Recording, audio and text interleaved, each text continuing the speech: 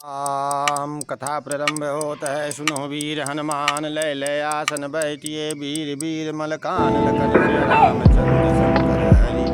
पति महादेव जी की जय। पवन सुत हनुमान जी की जय। बोलो भाई सब संतन की जय। कलयुग के राजा हनुमान जी स्वामी की जय। आज की प्रस्तुति धनुष भंग अर्थात मर्यादा पुरुषोत्तम भगवान श्री राम जी के द्वारा धनुष का अजगौ का खंडन की प्रस्तुति आज की कथा में होने जा रही है। सीताराम हनुमान सीताराम हनुमान। श्री राम जी ने सब लोगों की ओर देखा और उन्हें चित्र में लिखे हुए से देखकर फिर कृपा धाम श्री रामचंद्र जी ने सीता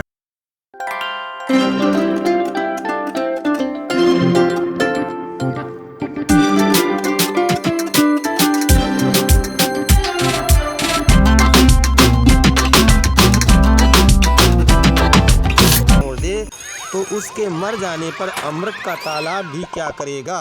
सारी खेती सूख जाने पर वर्षा किस काम की। समय बीत जाने पर फिर पछताने से क्या लाभ। जी में ऐसा समझकर श्री रामचंद्र जी ने जानकी जी की ओर देखा और उनका विशेष प्रेम लख कर पुलकित हो गए। अर्थात मन ही मन उन्होंने गुरु को प्रणाम किया और बड़ी फुर्ती से धनुष को उठा लिया। श्री राम जब उसे हाथ में लिया तब वह धनुष बिजली की तरह चमका और फिर आकाश में मंडल जैसा मंगलाकार हो गया। लेते चढ़ाते और जोर से खींचते हुए किसी ने नहीं लखा। अर्थात ये तीनों काम इतनी फुर्ती से हुए कि धनुष को कब उठाया, कब चढ़ाया और कब खींचा इसका किसी को पता नहीं लगा। सबने श्री रामचंद्र जी को धनुष खींचे खड़े देखा। उसी क्षण श्री राम जी ने धनुष को बीच से ही तोड़ डाला। भयंकर कठोर ध्वनि से सब लोक भर गए। घोर कठोर शब्द से सब लोक भर गए। सूर के घोड़े मार्ग छोड़कर चलने लगे। दिग्गज चिघाड़ने लगे। धरती डोलने लगी। शेष बारह और कच्छप कलमला उठे। देवता राक्षस और मुनि कानों पर हाथ रखकर सब व्याकुल होकर विचरने लगे। तुलसीदास जी कहते हैं, जब सबको निश्चित हो गया कि श्री रामचंद्र जी ने धनुष को तोड़ डाला, धनुष का खंडन कर डाला, अजगौ का खंडन हो गया, तब सब श्री रामचंद्र जी की जय बोलने लगे। बोलो राजा रामचंद्र की जय। शिव जी का धनुष जहाज है और श्री रामचंद्र जी की भुजाओं का बल समुद्र है। धनुष टूटने से वह सारा समाज डूब गया जो मोहबस पहले इस जहाज पर चढ़ा था, जिसका वर्णन ऊपर आया है। प्रभु ने धनुष के दोनों टुकड़े पृथ्वी पर डाल दिए। यह देखकर सब लोग सुखी हुए। विश्वामित्र रूपी पवित्र समुद्र में जिसने प्रेम रूपी समुद्र अथाह है जल भरा है। राम रूपी पूर्णचंद्र को देखकर पुलकावली रूपी भारी लहरें बहने लगी। आकाश में बड़े जोर से नगाड़े बजने लगे और देवांगनाएं गान करके नाचने लगी। ब्रह्मा आदि देवता सिद्ध और मुनीश्वर लोग प्रभु की प्रशंसा कर रहे हैं और आशीर्वाद दे रहे हैं। वे रंग बिरंगे फूल और मालाएं बरसा रहे हैं। किन्नर लोग रसीले गीत गा रहे हैं। सारे ब्रह्मांड में जय जय की ध्वनि छा गई, जिसमें धनुष टूटने की ध्वनि जान ही नहीं पड़ती। जहाँ तहाँ स्त्री पुरुष प्रसन्न होकर कह रहे हैं कि श्री रामचंद्र जी ने शिव जी के भारी धनुष को तोड़ डाला। धीर बुद्धि वाले भाट मागध और सब लोग बिरदावली कीर्ति का बखान कर रहे हैं। सब श्री राम सीताराम हनुमान लोग तो घोड़े हाथी घन मणि और वस्त्र निछावर कर रहे हैं। झांझ मृदंग शंख शहनाई भेरी ढोल और सुहावने नगाड़े आदि बहुत प्रकार के सुंदर बाजे बज रहे हैं। जहाँ तहाँ युवतियाँ मंगल गीत गा रही हैं। सखियों समेत रानी अत्यंत हर्षित हुई, मानो सूखते हुए थान पर पानी पड़ गया हो। जनक जी ने सोच त्याग कर सुख प्राप्त किया, मानो तैरते तैरते थके हुए पुरुष ने थाह पा ली है।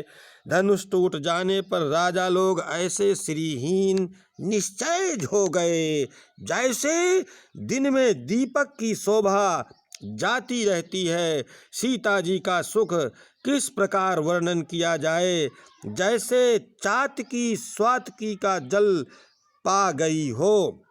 श्री रामचंद्र जी को लक्ष्मण जी किस प्रकार देख रहे हैं, जैसे चंद्रमा को चकोर का बच्चा देख रहा हो।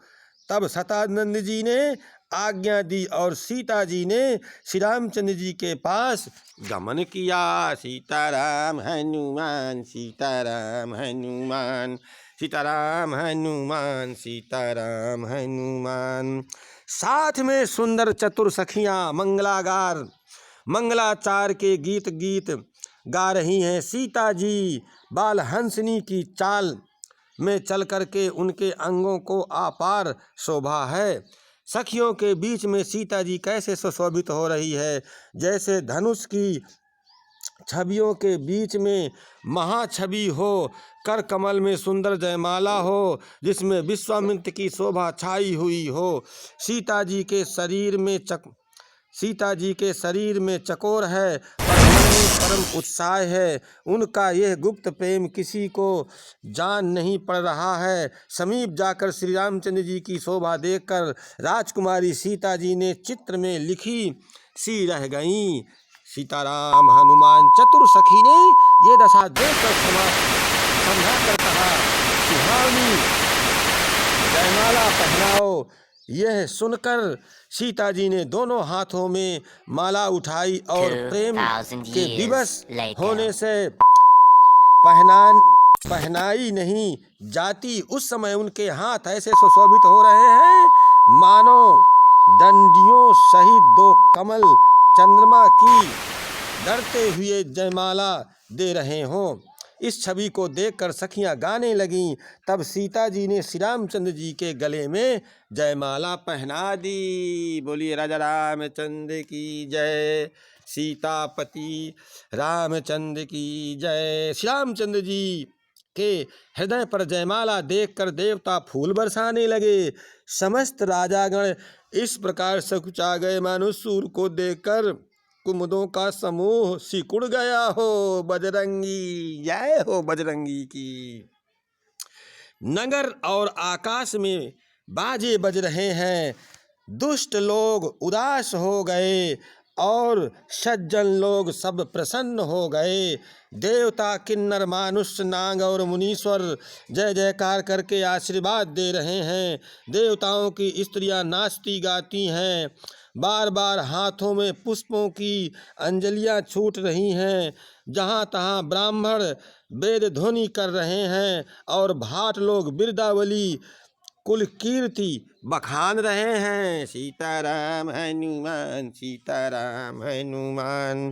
पृथ्वी पाताल और स्वर्ग तीनों लोकों में यश फैल गया हो। श्री रामचंद्र जी ने धनुष तोड़ दिया और सीता जी को वरण कर लिया। नगर के नर नारी आरती कर रहे हैं और अपनी पूंजी हैसियत को भुलाकर सामर्थ्य से बहुत अधिक निछावर कर रहे हैं। श्री सीता जी राम जी की जोड़ी ऐसी सुशोभित हो रही है, मानो सुंदरता और श्रृंगार रस एकत्र हो गए हों।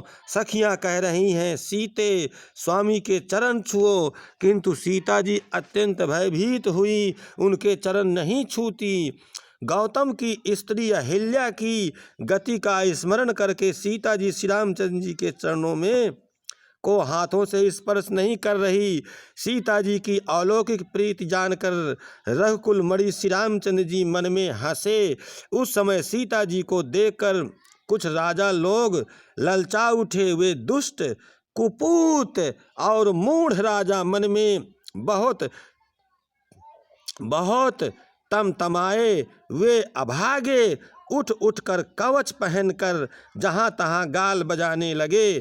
कोई कहते हैं सीता जी को छीन लो और दोनों राजकुमारों को पकड़कर बांध लो, धनुष तोड़ने से ही चाहे नहीं सरकेगी पूरी होगी। हमारे जीते जी राजकुमारी को कौन ब्याह सकता है। यदि जनक कुछ सहायता करे तो युद्ध में दोनों भाइयों सहित उन्हें भी जीत लो। यह वचन सुनकर साधु राजा बोले, इस निर्लज्ज राज समाज को देखकर तो लाज भी लजा गई।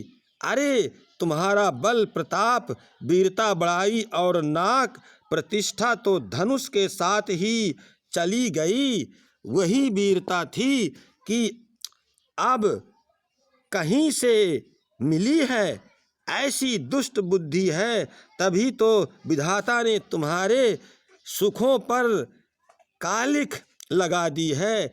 ईर्षा घमंड और क्रोध छोड़कर नेत्र भरकर श्री रामचंद्र जी की छवि को देख लो। लक्ष्मण के क्रोध को प्रबल अग्नि जानकर उसमें पतंगे मत बनो। सीताराम हनुमान सीताराम हनुमान।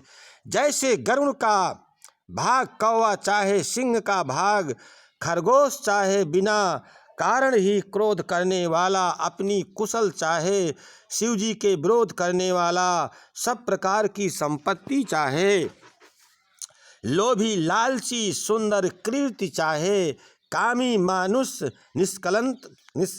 निष्कलंकता चाहे तो क्या पा सकता है। और जैसे श्री हरि के चरणों से विमुख मानुष परम गति मोक्ष चाहे।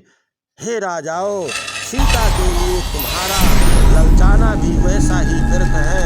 कोलाहल सुनकर सीता जी सशंकित हो गईं। तब सखियां उन्हें वहां से ले गईं जहां रानी सीता जी की माता थीं। श्री रामचंद्र जी मन ही मन सीता जी के प्रेम का बखान करते हुए स्वाभाविक चाल से गुरु जी के पास चले।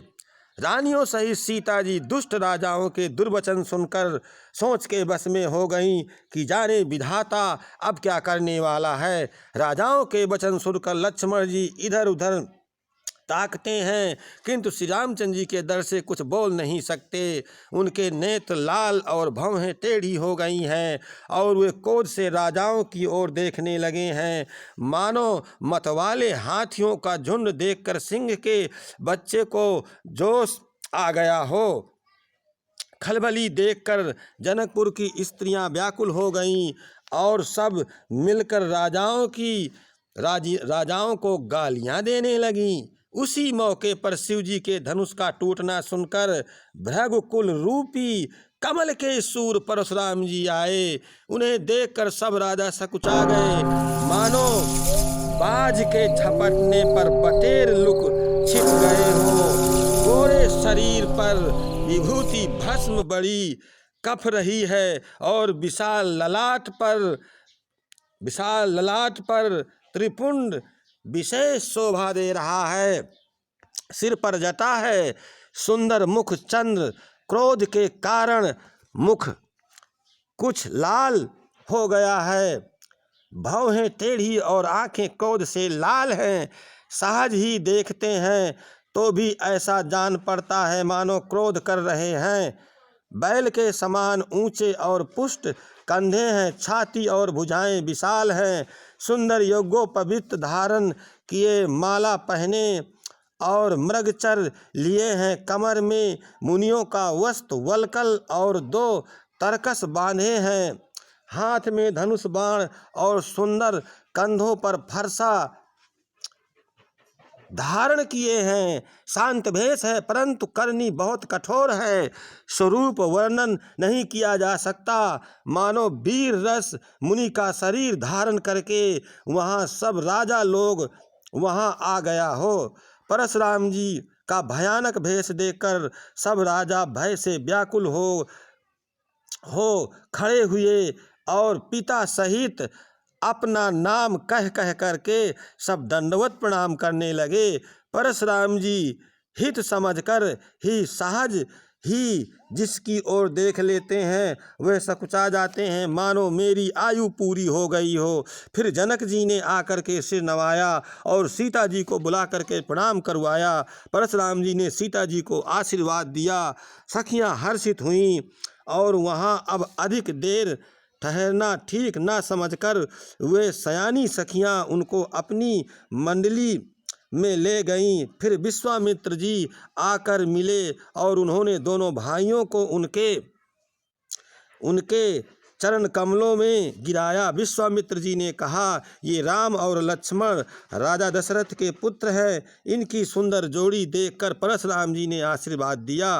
कामदेव के भी मद को छुड़ाने वाले श्री रामचंद्र जी के अपार रूप को देखकर उनके नेत्र स्थगित हो गए।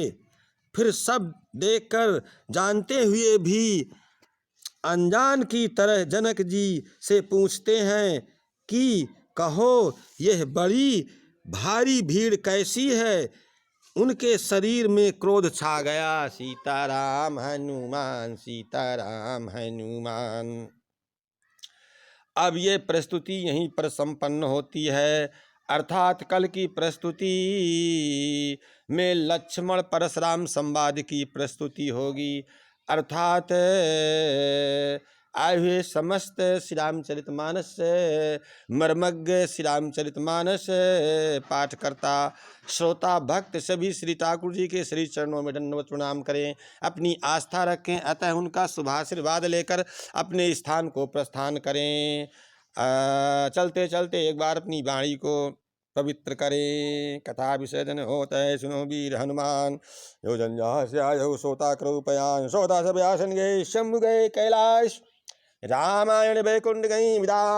हनुमान लखन सिया रामचंद्र की जय, उमापति महादेव जी की जय, पवन सुत हनुमान जी की जय, कलयुग के राजा हनुमान जी स्वामी की जय, बोलो भाई सब संतन की जय, गोस्वामी तुलसीदास जी की जय, ऋषि वाल्मीकि की जय। एक बार अपनी वाणी पवित्र करें। बोले श्री ठाकुर जी धाम की जय। धन्यवाद।